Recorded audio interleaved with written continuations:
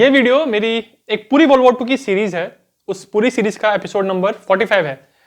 Episode 44 में यानी last episode में हमने देखा कि कैसे कितने मुश्किल से ग्वाडलकनाल कैंपेन में अमेरिकन फोर्सेस की जीत हुई और वहां से अब पूरी तरह जापानीज लोगों को निकाल दिया। उसके बाद जो जापानीज फोर्सेस की उस एरिया में प्रेजेंस थी, स्पेशली रबौल में, वहां पे क्या हुआ, इस सब के बारे में इस एपिसोड में हम बात करेंगे। कहानी शुरू होती है साल 1943 से। अमेरिकन फोर्सेस ने बड़ी मुश्किल से ग्वाडलकनाल में और ईस्टर्न पापुआ न्यू गिनी में जापानीज फोर्सेस को निकाल दिया था। अब वो जानते थे कि ये तो वो जगह थी जहां पे वो उन्होंने अच्छे से रीइंफोर्स नहीं किया था अपने आप को। जो एक्चुअली जापान लोगों का जहां पे बहुत फोर्सेस थी वो था रबौल। तो वहां से निकालने को उनको पता था कि और बहुत मेहनत करनी पड़ेगी, बहुत ज्यादा तैयारी लगेगी।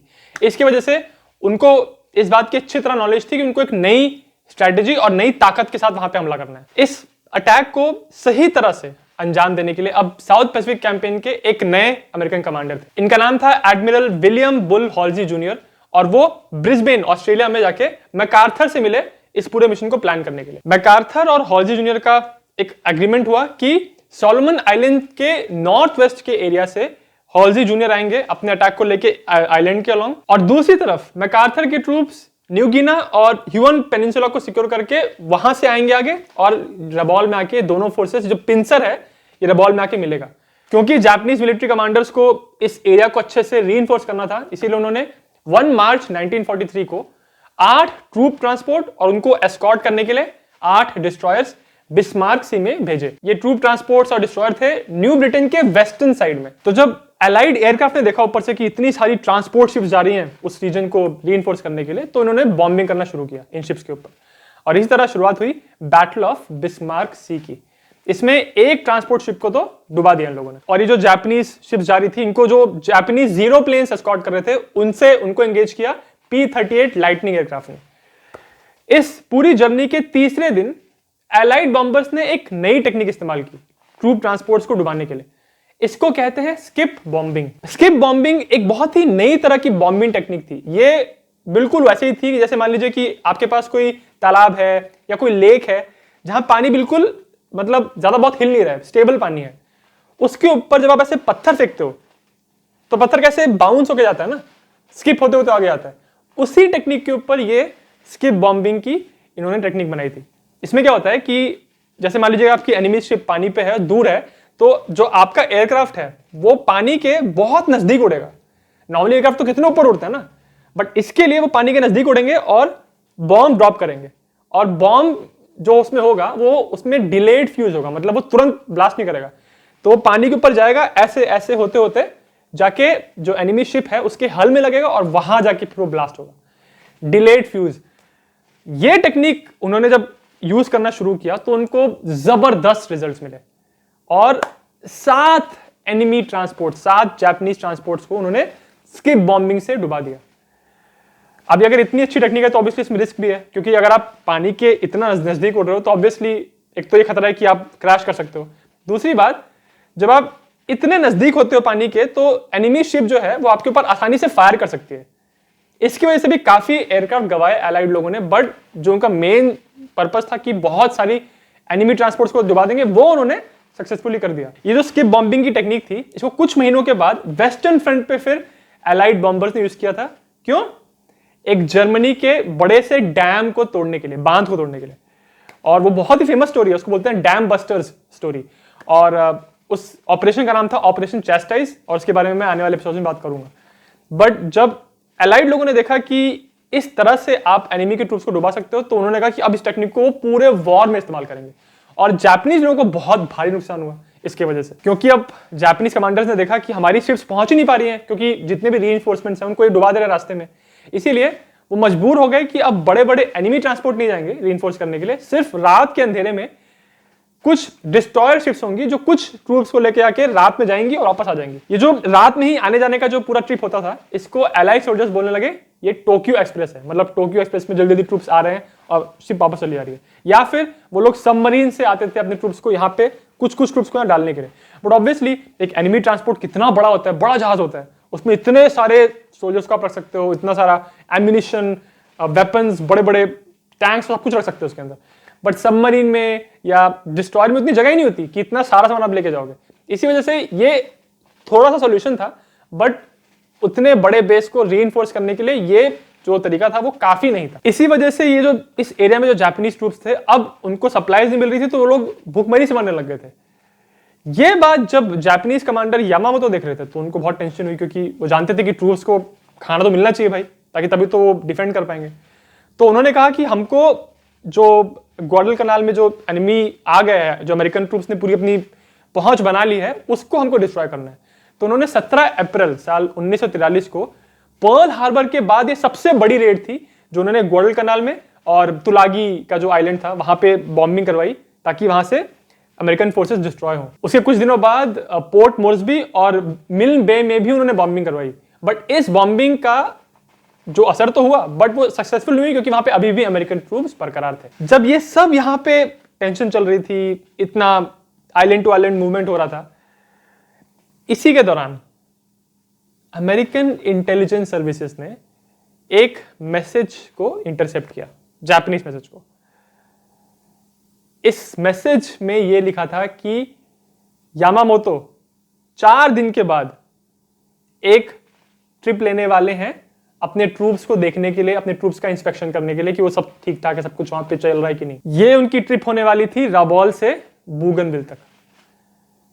ये जब उनको पता चल गया कि यामामोतो यहां जाने वाले हैं, तब इन्होंने बोला कि इस चीज के ऊपर कुछ एक्शन लेना चाहिए। अब कमाल की बात यह है, अगर यामामोतो को देखें तो ये वही इंसान है जिन्होंने पर्ल हार्बर का अटैक पूरा प्लान किया था, और शुरुआत में 1941 में अमेरिका को एक्चुअली वॉर में घुसने के लिए मजबूर हो गए थे वो लोग, क्योंकि पर्ल हार्बर पे अटैक हुआ था और अटैक यामामोतो ने ही प्लान किया था। बट बहुत बड़ी आयरनी है, जिसको आप कह सकते हैं विडंबना है, कि यामामोतो ने अटैक तो प्लान किया था, बट यामामोतो ही सबसे बड़े सपोर्टर थे इस बात के कि हमको अमेरिका से लड़ाई नहीं करनी चाहिए, क्योंकि वो जानते थे, वो अमेरिका में रहे थे, उन्होंने देखा था कि अमेरिका की कितनी स्ट्रेंथ है, इंडस्ट्रियल स्ट्रेंथ उनकी कितनी ज्यादा है, पॉपुलेशन है वहां पे, सारा रॉ मटेरियल उनके पास है, तो उनसे लड़ाई करना हमारे लिए ही नुकसानदायक होगा। तो वो चाहते नहीं थे कि अमेरिका से लड़ाई हो। बट जब जापानीज लीडर्स ने डिसाइड किया कि लड़ाई करनी है, तो पर्ल हार्बर को प्लान तो यामामोतो ने किया था। इसी वजह से यामामोतो को लेके अमेरिकन लोगों के अंदर बहुत ही गुस्सा था कि इन्होंने पर्ल हार्बर का अटैक किया, तो इनको हम बदला जरूर लेंगे। उसी के साथ साथ जब ग्वाडल कनाल में अमेरिकन लोगों की जीत हुई 1943 के स्टार्टिंग में, तो यामामोतो अच्छे से इस बात को समझ गए कि इसके आगे अब तो हम जीत ही नहीं सकते अमेरिका से, अब बस यहां से हार ही हार होनी है। और इसीलिए उनको पता चल गया था कि उनका दिन ज्यादा बचे नहीं है। ऐसा कहते हैं कि उन्होंने एक लेटर लिखा अपने एक दोस्त को, और उसमें उन्होंने कहा था कि मैं अगले 100 दिन में ऊपर चले जाऊंगा। तो जब ये अमेरिकन लोगों को पता चला कि 14 अप्रैल को फ्लाई करने वाले हैं, बूगनविल के पास जाने वाले हैं, अपर सोलोमन आइलैंड्स के रीजन में, तो तुरंत जो पैसिफिक के कमांडर इन चीफ थे निमित्ज, उनको बताया गया कि हमको ये मैसेज मिला है, अभी इस पे क्या करना है। निमित्ज ने तुरंत मैसेज भेजा वॉशिंगटन प्रेसिडेंट के पास कि यामामोतो यहां से गुजरने वाले हैं, बताओ क्या एक्शन लेना है। तो वॉशिंगटन व्हाइट हाउस में इस बात का कंफर्मेशन नहीं है कि रूजवेल्ट ने पर्सनली बोला कि नहीं, बट व्हाइट हाउस से इस बात का कंफर्मेशन आ गया कि हां यामामोतो को असैसिनेट करना है। जब उनको मैसेज आया तो निमित्ज ने कहा कि ठीक है, अब हमको प्लान करना है कि कैसे यामामोतो को मारा जाए। और ये जो पूरा मिशन प्लान किया गया, इसको कहते हैं ऑपरेशन वेंजेंस। ये जो यामामोतो की फ्लाइट होने वाली थी, ये राबौल से बूगनविल तक होने वाली थी। तो ये एरिया अगर आप मैप में देखोगे तो इतना पानी से घिरा हुआ है कि कोई भी, अगर आप मेन लैंड यूएस से प्लेन टेक ऑफ करवाओगे तो यहां तक वो पहुंच ही नहीं पाएगा, इतनी रेंज ही नहीं होगी। बट अब ग्वाडल कनाल अमेरिकन हाथों में था, तो वहां से जो उन्होंने, उनके पास जो एयरफील्ड थी, हेंडरसन एयरफील्ड, जिसके लिए उन्होंने इतनी लड़ाई की थी ग्वाडल कनाल कैंपेन में, उस एयरफील्ड को यूज करके उन्होंने डिसाइड किया कि वो 18 P-38 एयरक्राफ्ट यहां से लॉन्च करेंगे, और जब यामामोतो का प्लेन बूगनविल के रीजन में पहुंचेगा तो वहां पे उनको इंटरसेप्ट करके वहां उनके ऊपर अटैक किया जाएगा। ये जो पूरा मिशन था, उसका टारगेट थे यामामोतो। इसके बारे में अमेरिकन सिर्फ कुछ सीनियर ऑफिसर्स को ही पता था कि जो ये मिशन वो करने वाले हैं, इसका टारगेट कौन है। उनको सिर्फ ये बताया गया था कि बूगनविल में जाओगे आप तो वहां पे कुछ जापानीज प्लेन्स रहेंगे, उनको आपको डिस्ट्रॉय करना है। तो पायलट्स को सबको क्लियरली पता नहीं था कि यामामोतो को मारने जाने वाले हैं, क्योंकि ये बहुत हाईली क्लासिफाइड इंफॉर्मेशन थी। बट फिर भी ऐसा कहते हैं कि लीक हो के पायलट्स को पता चल गया था कि भाई ये यामामोतो को अटैक करने वाले हैं, और यामामोतो वही इंसान है जिसने पर्ल हार्बर पर अटैक किया है। तो ऑब्वियसली पर्ल हार्बर को लेकर लोगों में बहुत गुस्सा था, तो ये इनको मौका मिल गया था कि उसका बदला लेने का टाइम आ गया। तो जो 18 P-38 प्लेन्स तैयार किए गए, इसमें से 4 ऐसे प्लेन्स थे जो अटैक प्लेन्स थे, जो स्ट्राइक फोर्स का मेन पार्ट थे, जिनका काम था कि वो जो 2 एनिमी ट्रूप्स जाएंगे, जिसमें 2 बॉम्बर, जापानीज बॉम्बर्स जाएंगे, उसमें से एक में यामामोतो रहेगा, एक में कोई और वीआईपी रहेगा, उन पे ये 4 प्लेन्स अटैक करेंगे और बाकी जो बचे हैं प्लेन्स वो अटैक करेंगे जो एस्कॉर्ट होगा यामामोतो का, जो बाकी फाइटर्स चल रहे होंगे, जीरो चल रहे होंगे यामामोतो के साथ, उनको एंगेज करेंगे। ध्यान रखिए कि जब भी कोई सीनियर मिलिट्री ऑफिसर, चाहे इंडिया किसी भी कंट्री का, जब मूव करता है तो उसके साथ हमेशा कोई ना कोई एस्कॉर्ट रहता है, स्पेशली वॉर टाइम में, जो उसको प्रोटेक्शन देता है। तो इसलिए जरूरी था कि यामामोतो के प्लेन को तो आपको गिराना ही है, बट साथ में जो बाकी प्लेन्स हैं उनको भी एंगेज करना है आपको। इस मिशन का सबसे बड़ा चैलेंज ये था कि P-38 लाइटनिंग, ये जो एयरक्राफ्ट था जिसको यूज करने वाले थे अटैक करने के लिए, उसकी रेंज लगभग उतनी ही थी एग्जैक्टली जितना इस पूरे मिशन में डिस्टेंस ट्रेवल करना था। हेंडरसन एयरफील्ड से एक बार टेक ऑफ किया तो 400 किलोमीटर तो स्ट्रेट डिस्टेंस था बूगनविल, उस जगह पे जहां पे यामामोतो मिलने वाला था। बट डायरेक्टली फ्लाई नहीं कर सकते, क्योंकि आप डायरेक्टली फ्लाई करोगे तो जो आपके रेडार होंगे एनिमी के, वो देख लेंगे कि यहाँ पे इतने सारे प्लेन्स जा रहे हैं। तो इसीलिए वो एक लंबा घुमा के रूट लेने वाले थे, 400 प्लस 200 किलोमीटर एक्स्ट्रा घूम के जाने के लिए। और फिर बूगनविल के ऊपर जब यामामोतो का प्लेन वहां पे आएगा तो उसके ऊपर अटैक करेंगे, और फिर जितना वहां पे मूवमेंट होगा उसके बाद जब वापस लौट के आना होगा 400 मीटर, तो टोटल 1000 किलोमीटर का ये जर्नी होने वाला था, और उतनी ही रेंज होती है P-38 की। तो ऐसा बहुत चांस था कि आपके प्लेन्स रास्ते में गिर जाएंगे क्योंकि इनका फ्यूल खत्म हो जाएगा। इसीलिए इन प्लेन्स में एक्स्ट्रा जो बाहर से फ्यूल टैंक्स लगाए गए, जिनको आप ड्रॉप कर सकते हो, ताकि जब आपको स्पीड पकड़नी है और आपको जब उस फ्यूल टैंक का तेल इस्तेमाल हो गया तो उसको आप ड्रॉप करके आगे बढ़ते चलो, क्योंकि नॉर्मली हर प्लेन्स में ये टैंक नहीं लगाया जाता था, बट इस मिशन के लिए इसकी जरूरत थी। तो 18 अप्रैल साल 1943 सुबह 7:10 पे हेंडरसन एयरफील्ड से ये 18 एयरक्राफ्ट टेक ऑफ किए। ऑपरेशन वेंजेंस अब स्टार्ट हो चुका था। ये जो 18 एयरक्राफ्ट थे उसमें से कुछ 2 एयरक्राफ्ट को शुरू में टेक्निकल डिफिकल्टीज आ गई तो वो पहले हट गए, तो कुल मिला के 16 एयरक्राफ्ट थे, और जो पानी के बहुत नजदीक उड़ रहे थे, वंस अगेन इसलिए ताकि जापानीज रडार उनको डिटेक्ट ना कर पाए। तो पूरा ये डिस्टेंस ट्रैवल करते हुए उनको बूगनविल के पास पहुंचना था। जब वो वहां पहुंचे तो 9:34 हुआ था सुबह का, और आसमान पूरा खाली था, कोई एनिमी एयरक्राफ्ट वहां पे नहीं था। फिर करेक्ट 9:35 पे उनको दिखाई पड़ा ऊपर जापानीज प्लेन्स, और उसमें वही 2 बॉम्बर थे जिनके बारे में उनको इंफॉर्मेशन मिली थी। उनकी इंटेलिजेंस सर्विसेज ने जो मैसेज इंटरसेप्ट किया था उसमें लिखा था कि 2 बॉम्बर्स जाएंगे, उसमें वीआईपीज रहेंगे और उसके अलावा जीरोस के एस्कॉर्ट। तो ये सारे अमेरिकन प्लेन्स जो थे इन्होंने ऊपर क्लाइंब किया, और जो 4 मेन अटैक फोर्स थी, जो 4 किलर एयरक्राफ्ट थे, उन्होंने फिर इन दोनों बॉम्बर्स के ऊपर फायर करना स्टार्ट किया। तो जैसे ही जापानीज बॉम्बर्स ने देखा कि नीचे से प्लेन्स आ रहे हैं उनके ऊपर अटैक करने के लिए, तो तुरंत उन्होंने वहां से निकलना शुरू किया। और जो 4 मेन प्लेन्स थे जो अटैक करने वाले थे इन 2 बॉम्बर्स के ऊपर, उनमें से 2 बॉम्बर्स ने एक प्लेन को पकड़ा, बाकी 2 ने एक को पकड़ा, और जो जापानीज बॉम्बर था वो तुरंत नीचे जाना शुरू किया ताकि वो जाके आइलैंड के पास कहीं तो वो लैंड कर जाए। तो उसके पीछे एक अमेरिकन प्लेन आया और उसने बराबर उसके ऊपर फायर किया। इतना फायर किया उसने कि एक इंजन जो था उस प्लेन का, जापानीज बॉम्बर का, वो टूट गया, जल गया। और उसके बाद दूर से एक और अमेरिकन प्लेन ने इस जापानीज बॉम्बर के ऊपर फायर किया, तो ये बॉम्बर जो है उसमें आग लग गई और वो जाके गिर गया बूगनविल आइलैंड पे।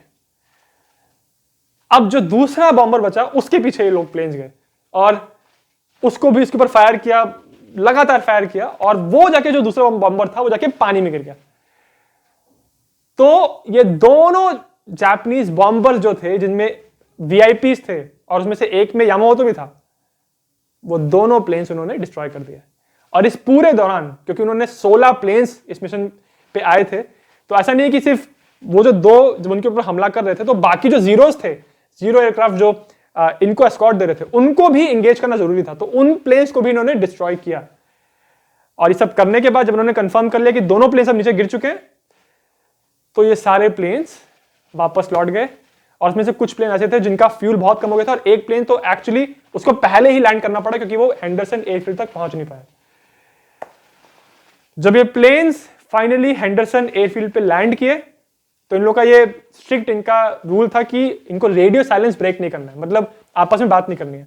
बट लैंडिंग के समय एक अमेरिकन पायलट ने बोला कि ये जो बंदा था इस प्लेन के अंदर, वो अब व्हाइट हाउस में आके पीस टर्म्स की बात नहीं करेगा, मतलब हमने इस टारगेट को डिस्ट्रॉय कर दिया। तो इन पायलट्स के लिए ऑपरेशन वेंजेंस एक सक्सेस था। जब जापानीज ऑफिशियल्स को पता चला कि उनके दोनों जापानीज बॉम्बर्स को गिरा दिया गया है, तो उन्होंने सर्च एंड रेस्क्यू पार्टी भेजी आइलैंड को खोजने के लिए, देखने के लिए कि वहां पे कुछ लोग मिलते हैं कि नहीं। और उनको वहां पे वो बॉम्बर मिला जिसमें यामामोतो थे।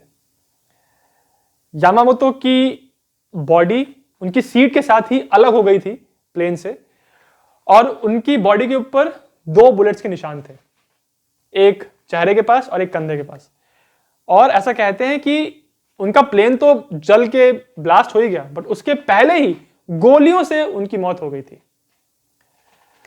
जो प्लेन का रैकेज मिला था उन लोग को, सर्च एंड रेस्क्यू पार्टी को, उसकी फोटो आपको भी स्क्रीन पर दिख रही होगी। इसके अलावा जो दूसरा बॉम्बर उन्होंने पानी पे गिराया था, उसमें भी एक जापानीज सीनियर ऑफिशियल थे, उनका नाम था वाइस एडमिरल उगाकी, बट वो बच गए थे, उनको सर्च एंड रेस्क्यू पार्टी ने यहां से बचा लिया।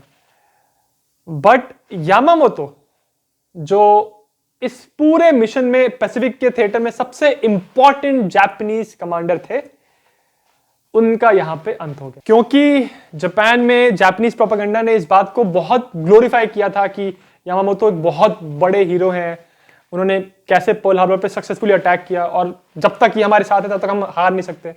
तो जब ये न्यूज उनको पता चली कि यामामोतो अब नहीं रहे, तो वो जानते थे कि इस बात का जनता के मोराल पे और हमारी आर्म फोर्सेस के मोराल पे बहुत बहुत बुरा प्रभाव पड़ेगा। इसीलिए 1 महीने तक उन्होंने जनता को बताया ही नहीं कि यामामोतो मर चुके हैं। तो इसीलिए फिर 5 जून 1943 को पूरे आदर सम्मान के साथ यामामोतो का स्टेट फ्यूनरल हुआ। और दूसरी तरफ जब अमेरिकन जनता को पता चला कि यामामोतो अब मर चुके हैं, तो वहां उनके मोराल पे बहुत पॉजिटिव इंपैक्ट हुआ, क्योंकि उनको ये हो गया कि अब हमने पर्ल हार्बर का बदला ले लिया है। बट इस पूरे इंसिडेंट के बाद बहुत कंट्रोवर्सी हुई, क्योंकि पहली कंट्रोवर्सी इस बात पे हुई कि किस पायलट ने यामामोतो के प्लेन को गिराया था। तो 2 पायलट्स ऐसे थे जो सामने आ रहे थे, बट ज्यादातर हिस्टोरियंस ये मानते हैं कि रेक्स बार्बर नाम का जो पायलट था, उसने इस प्लेन को गिराया था। एक और रीजन था जिसकी वजह से ये जो ऑपरेशन वेंजेंस था, इस पे बहुत कंट्रोवर्सी हुई। वो ये था कि इसके पहले तक ऐसा नहीं हुआ था कि किसी सीनियर हाई रैंकिंग ऑफिसर के ऊपर पर्सनली अटैक किया गया, उसको बैटलफील्ड से निकालने के लिए। इसी वजह से बहुत कंट्रोवर्सी हुई इस चीज के ऊपर कि क्यों यामामोतो को पर्सनली मारा गया। अगर वो एक्शन में मरते तो अलग बात थी, बट उनको इंटरसेप्ट करके मारा गया। बट ऑब्वियसली अमेरिकन लोगों का कहना यह था कि वो एक एनिमी के कमांडर थे, और वो ऐसा नहीं था कि पर्सनली कहीं पे घूमने जा रहे थे, वो मिशन के लिए ही जा रहे थे। जो भी वो कर रहे थे वो जापानीज फोर्सेस को हेल्प कर रहा था, और हमारा पर्पस ये है कि हमको दुश्मन को हराना है। तो उस मिशन के अंदर ही उनको एलिमिनेट किया गया। आज तक भी ये जो पूरा ऑपरेशन वेंजेंस है, इसको लेके बहुत कंट्रोवर्सी, बहुत विवाद होता है। बहरहाल अगर आपको इस ऑपरेशन वेंजेंस के बारे में डिटेल में पढ़ना है, तो एक बहुत सी बुक है जो आपको रिकमेंड करूंगा। उस बुक का लिंक इस वीडियो के डिस्क्रिप्शन में है। बुक का नाम है ऑपरेशन वेंजेंस, और मेरी पूरी वर्ल्ड वॉर 2 की जो सीरीज है उसका लिंक, और इस वीडियो का जो नेक्स्ट एपिसोड है उसका भी लिंक आपको इस वीडियो के डिस्क्रिप्शन में मिल जाएगा। अगर आपको वीडियो अच्छा लगा तो मेरे चैनल जिज्ञासेम को सब्सक्राइब जरूर करें।